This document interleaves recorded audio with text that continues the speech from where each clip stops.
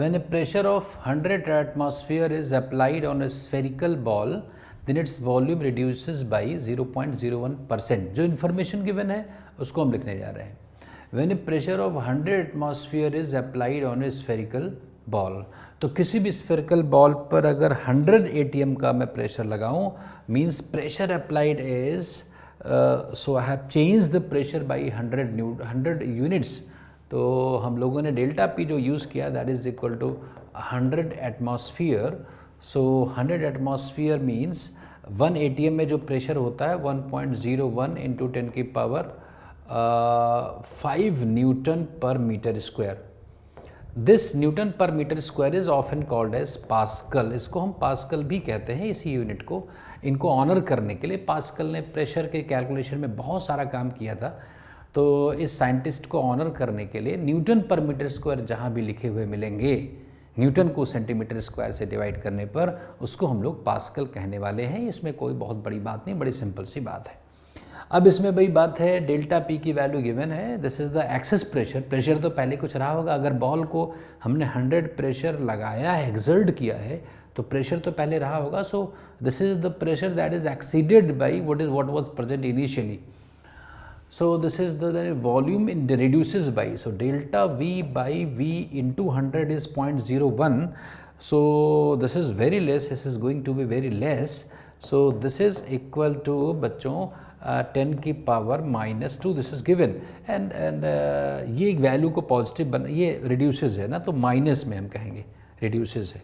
So delta V by V की value अगर हम निकालना चाहें तो कितना आ जाएगा, तो यहाँ से 10 की पावर -4 आ जाएगा बच्चों. ये 10 की power -4, this is volume strain. This has no unit because volume by volume हमने डिवाइड किया है. बल्क मॉडुलस हमें निकालना है. So the question is to calculate the bulk modulus.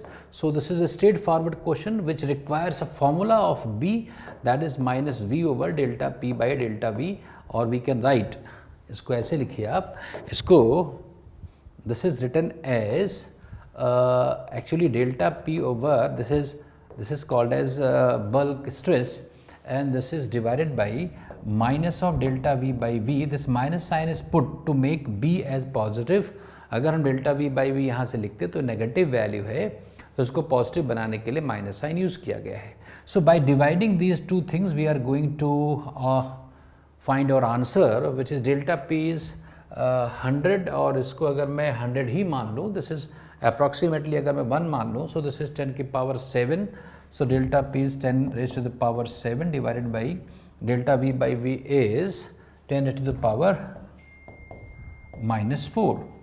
So this comes out to be, अगर हम यहाँ से बात करें बच्चों, so this is 10 raise to the power 11 क्या Newton per metre square. Newton per metre square ये आ गया. The bulk modulus in Newton per metre square. Now we will convert this Newton per meter square into CGS system of units, and in CGS system of units Newton is called as dyne and meter is called as centimeter. So we will get our answer in the desired units. So let us write this 10 की power 11. So bulk modulus is 10 raised to the power 11 Newton per meter square, which is to be converted into CGS system of units.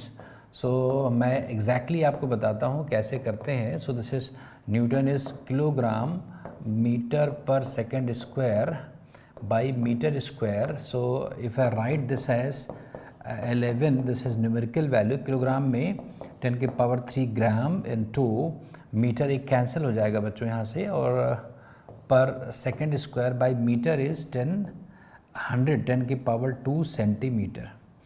So this is equal to actually this is equal to 10 की power 1 to CGS system of units, that is dyne per centimeter square. So this is our answer. So answer matches with the option third option, which is correct. So let us do the next question. If the length of a wire is reduced to half, then it can hold the load हमें check करना है. तो load बच्चों जो check करना है कि breaking जो स्ट्रेंथ है उस पर डिपेंड करता है. ब्रेकिंग स्ट्रेंथ, तो ब्रेकिंग स्ट्रेंथ जो होता है वो वायर की लेंथ के इंडिपेंडेंट होता है ना। ये एक प्रॉपर्टी है उसके। जैसे हम स्ट्रेंथ की अगर बात करें तो कितना हम होल्ड, मतलब कितना किलोग्राम पर मीटर स्क्वायर एरिया, अगर हम देखो स्ट्रेस कितना डेवलप होगा उसको हम बोलते हैं ब्रेकिंग स्ट्रेंथ, अल्टीमेट स्ट्रेंथ जो है ना, ब्रेकिंग स्ट्रेंथ है। So that is maximum load that can be put, maximum load कितना हम पुट कर सकते हैं per unit area, per unit area, ये हम बोलते हैं अल्टीमेट। ये मैक्सिमम वो लोड है जो अल्टीमेट ब्रेकिंग स्ट्रेंथ है, ब्रेक करने के पहले अल्टीमेट ब्रेकिंग स्ट्रेंथ कहते हैं। और ये जो है बच्चों मटेरियल और स्ट्रेंथ की अगर बात करें एरिया पर डिपेंड करता है, जितना हम बात करते हैं। This is called as stress, ultimate strength. इसमें कहीं लेंथ का कोई कॉम्बिनेशन, कोई भी रिलेशन नहीं है, लेंथ के इंडिपेंडेंट होता है कि आप कोई भी वायर टूटेगा या नहीं, ये लेंथ पर डिपेंड नहीं करता है।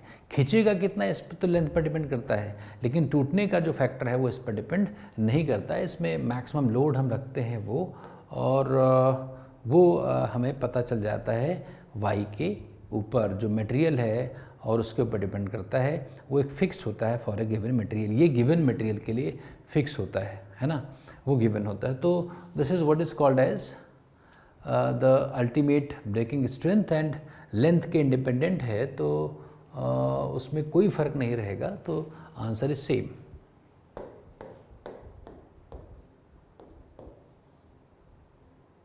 When a spiral spring is stressed by suspending a load on it, the strain produced is। अच्छा, ये कई बार बच्चों को थोड़ी कन्फ्यूज़न होती है। मान लेते हैं कि एक स्प्रिंग है, ये स्प्रिंग है बच्चों, ये स्प्रिंग है, और यहाँ पर कहीं मैंने इस पर सस्पेंड कर दिया, ऐसे कोई एक वेट मैंने सस्पेंड कर दिया, ब्लॉक एक सस्पेंड कर दिया, इसका कुछ वेट होगा। तो भाई अगर मैं इसको थोड़ा और इलांगेट करके दिखाऊं आपको, तो ये जो पार्ट आपको दिख रहा है यहाँ पर जो एरिया ऑफ क्रॉस सेक्शन है, अगर मैं इस जहाँ पर मैंने लोड को किया है इस पर वायर का अगर थोड़ा जूम करके दिखाया जाए, तो जूम करके अगर दिखाया जाए बच्चों तो क्या होगा, जहाँ पर मैंने लोड को सस्पेंड किया है ये जो ऐसा है, इसका एरिया ऑफ क्रॉस सेक्शन आपको ऐसा दिख रहा होगा बच्चों। लोड हमारा फोर्स ऐसा है, तो ये जो एरिया ऑफ क्रॉस सेक्शन है इसका कुछ जो है, इस फोर्स का कुछ जो एक कंपोनेंट है वो शियर फोर्स की तरह काम करेगा, और दूसरा जो कंपोनेंट है वो इसको खींचने के लिए टेंसाइल फोर्स का काम करेगा जो परपेंडिकुलर है। तो इसमें एक इलॉन्गेशन भी रहेगा और एक शियर भी रहेगा, तो दोनों एक्ट करेंगे, क्योंकि हम कहीं भी जो फोर्स लगाएंगे बच्चों, इसमें फोर्स कभी भी इसके लेंथ के पैरेलल नहीं है या फिर इसके एरिया के परपेंडिकुलर नहीं, एग्जैक्टली नहीं है।